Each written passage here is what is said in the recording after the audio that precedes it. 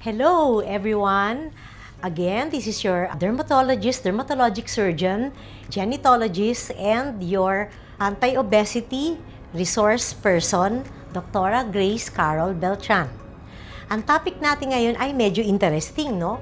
Kasi it is about food allergies and about food intolerance. Pag sinabi mong food allergies, this involves the immune system. Ang ibig sabihin, kumakain ka ng pagkain, nagkakaroon ka ng increased production of your immunoglobulin E, which reacts to the foods that you eat. And then you develop a reaction.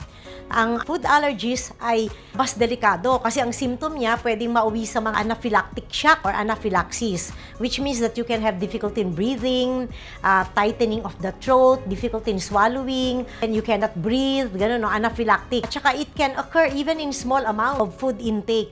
While the other one, the food intolerance, is just intolerance to the food that you're eating, which means that walang immune system na involved.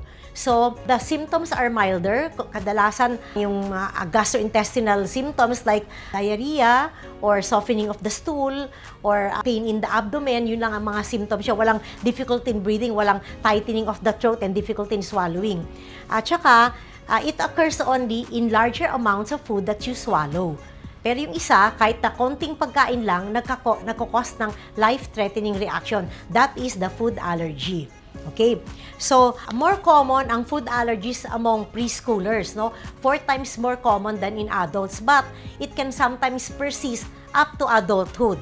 And then, other people naman may develop food allergies when they are older. So, when they are adults. Ang data, according to the Australian National Allergy Council, 1 in 50 adults can develop food allergies. However, in the United States, it's only 1 in 10 adults per US have food allergies. The symptoms that are common in food allergies are hives, yung wheal, no, yung pantal-pantal, swelling, difficulty in swallowing, as I mentioned earlier, vomiting, chest or throat tightening, difficulty in breathing, chest pain, increased heart rate, dizziness, decreased blood pressure, and anaphylaxis.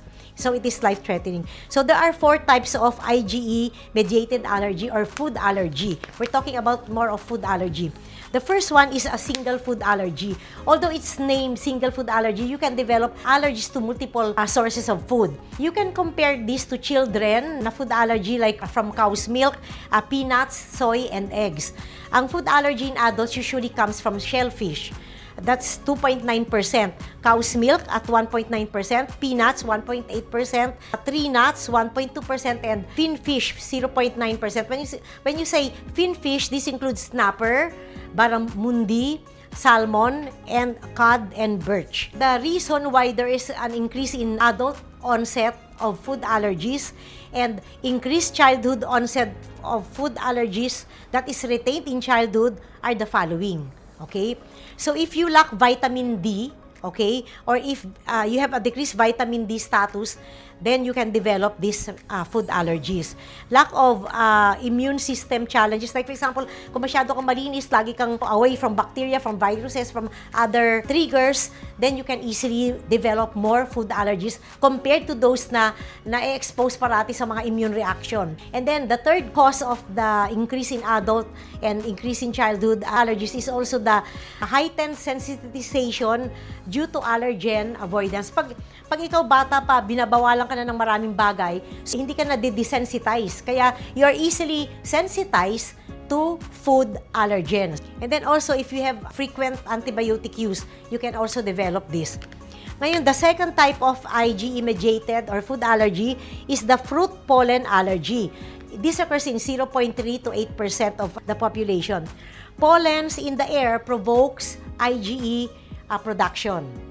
But sometimes, these antigens ay may similarity to sa antigens ng fruits and vegetables and herbs. So, when you eat this food, you can also develop a similar allergy like the pollen allergy. Most allergenic pollens include birch, cypress, Japanese cedar, latex, grass, and ragweed. Allergenic pollens cross-reacts. So, pag kumain ka ng mga pagkain na ito, kapag ikaw ay may allergy sa pollens na kagaya ng birch, cypress, Japanese cedar, latex, grass, and ragweed, you can also develop a cross-reaction. Meaning to say, when you eat, even if you're not exposed to this pollen, pag kumain ka ng mga pagkain na to, magkakaroon ka din ng parang pollen reaction. Kasi nga, magkamag-anak sila. Well, you can cross-react with kiwi, banana, avocado, mango, oranges, grape, celery, carrot, potato, and the common signs and symptoms of pollen allergy are itching, tingling of lips, mouth, and throat, and tongue also. And this is the so-called oral allergy syndrome. Sometimes with mild formation of hives or wheals, and it can also lead to anaphylaxis. The third type of IgE-mediated food allergy is the food-dependent exercise-induced food allergy. Ang kuyari, you ate at 7 o'clock and then you exercise a lot during 10 o'clock or 11 o'clock in the morning, you can induce this reaction.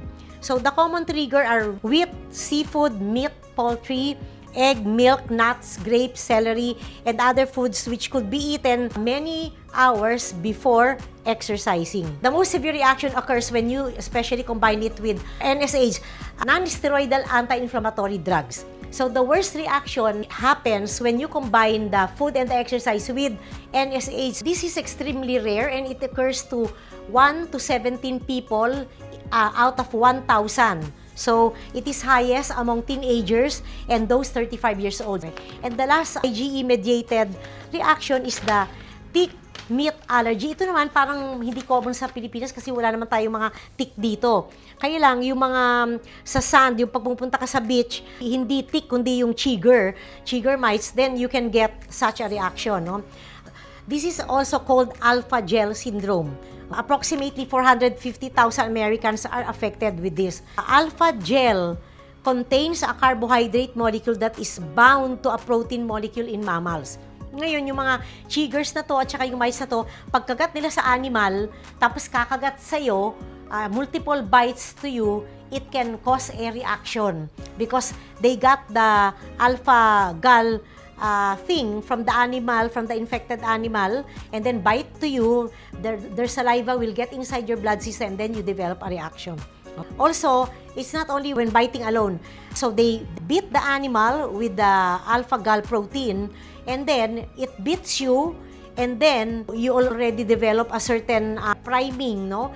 And then you eat foods with alpha-gal like lamb, beef, pork, rabbit, kangaroo, dairy products like yogurt, cheese, ice cream, and gelatin, no? Medicine with gel also like antibiotics and vitamins and supplement. Then you develop the tick meat allergy reaction. Although this is not very common here. The reaction can be difficult to detect because the reaction sometimes delayed. However, it can be severe and it can also lead to anaphylactic shock, no? So, ayan, pag may mga question pa kayo, although yung 3 most common yun yung pinaka-common dito, and then the last, yung tick allergy, di masyado kasi nga wala naman tayong tick. So, if you have any more questions about the food allergies, you can just get in touch with my numbers above. And also, please like and share my account.